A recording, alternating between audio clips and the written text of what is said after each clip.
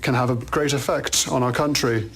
The Honourable Leader of the Opposition. Fair over the weekend, and a farm family told me that they spent $12,645 on carbon taxes in July alone. Now, obviously, that gets passed on to customers. $12,645 in 1 month.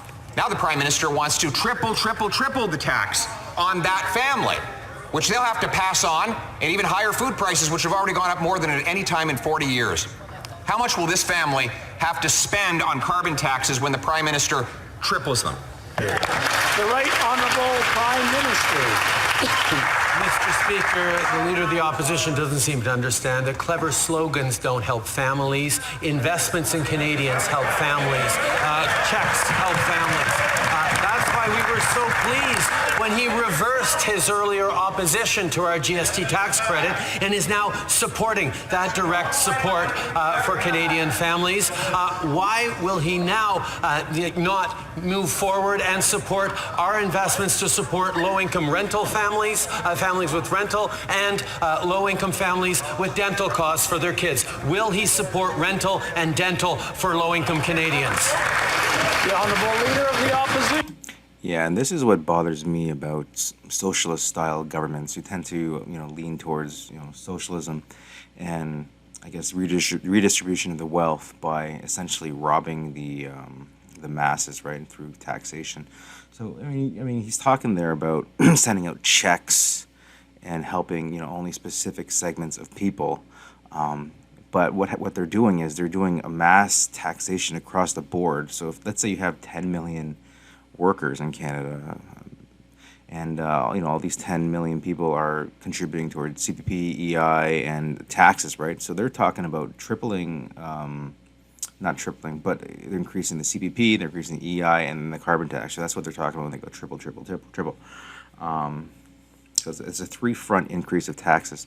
So you're going to pay more. You're going to pay it more at the gas pump. You're going to pay it more when you buy your groceries, because the cost of transport has also increased. The cost for farmers and agricultural companies and whatnot also go up. To fuel those tractors and the farm equipment, everything goes up, and that's passed down to you as the consumer. Not only that, but your taxes are going up on your payroll. So you'll have less money to spend on more expensive things in the grocery store and at the gas pump. So, and then they're going to go turn around, and that applies to everyone. I'm sorry, what I was meaning is that applies to everyone. So this is an across the board hit to you, right? It doesn't matter if you're a 16-year-old worker at McDonald's or if you're a 70-year-old worker at some financial institution or anywhere in between. You're getting taxed across the board and paying for it. But then they're taking all that revenue, which is generally going to be a surplus into the CPP and EI fund, I assume there. And then they're going to hand out a couple small checks to only a few people, right? Only if you're meeting those rental guidelines. You may only make this much money, or you have 4 gazillion kids or whatever. So they're taking from the masses and helping just a couple people with a couple small little checks. How is that good for anyone? Instead of screwing over everyone to help a few and then using that as a show of, hey, look, virtue signaling, we're helping. We're handing out a couple checks to this guy, to Bobby down there, Mary with 4 kids here or there. What about the 24-year-old single female or male that's working their butts off at their job, and they'll never be able to afford a house because the housing costs are so much, and now they're getting hit with carbon tax? Do you think they're going to want to go and start a large family? No, why would they? They can't even get their own life together because of these restrictions that we have financially on Canadians out there. You can't take from... It's just BS, and it's about time people wake up. It's about time people wake up and see they're screwing everyone, handing out a couple checks to a few people that meet their specifications, and they decide who they hand it to. But everyone else gets screwed, and then they're going to hand it to a couple people, and then they're going to use that as an example, saying, oh, look how great we are. This is nothing more than stealing from Peter to pay Paul en masse, and it really needs to stop. Let's continue. Feeding people is not a clever slogan. It is a necessity of life. This family spent $12,645. on carbon taxes in a single month. But it's still not enough for this Prime Minister. He wants to triple the tax, increasing the cost for that farmer, which then has to pass it on to the customer, which means that more of our food will be produced abroad and shipped up here, polluting more our environment by shipping, training, and trucking that food. Again, will he answer the question, how much will this family have to spend on carbon taxes once he's tripled them? The right honourable. They like to use the word family a lot, but there's a lot of people out there who don't have families. Now, I'm a fan of Pierre Poilievre, and I believe a lot of people are who are in alignment with conservative politics. But there's a lot of people that don't have families that are getting screwed. Those people deserve to have a fighting chance. That's all I'm saying. Honourable Prime Minister. Mr. Speaker, I just got back from Atlantic Canada, where people are reeling from the impacts of Hurricane Fiona. And the reality is, these 100-year storms are going to be arriving with greater and greater frequency.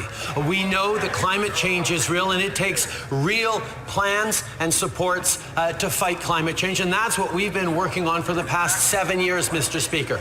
So I'm going to leave it there for now, guys. So I guess he's just going on about there with his plan about how, okay, let's tax the living bejesus out of everyone, and that's going to magically reduce the carbon in the air, or what? Or it's just going to magically, fix climate change. No, there's so much hidden agenda behind this. The funds that they're taking and collecting in terms of, under the guise. I like to say that because politicians, especially ones in power, like to do this a lot. They like to say that they're doing one thing for the good of this people, that people. Or they'll use a small little subset that, of course, is under their jurisdiction. They decide who they want to help and who they don't want to help.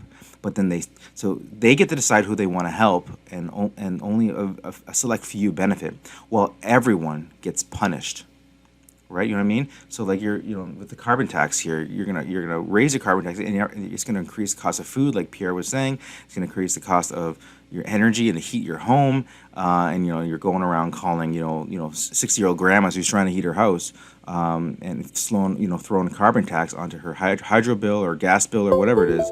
All in virtue signaling, saying that you're lowering the carbon tax. And then I guess technically they haven't even reduced emissions. They're just using this as a cash cow. It is absolutely sickening, and it's about time Canadians wake up. Anyways, guys, make sure you like, comment, and subscribe. If you did like this video, click the notification bell, and I'll be sure to post more videos as we see more things happen in the world of Canadian politics. All right, guys, have a great day. Bye for now.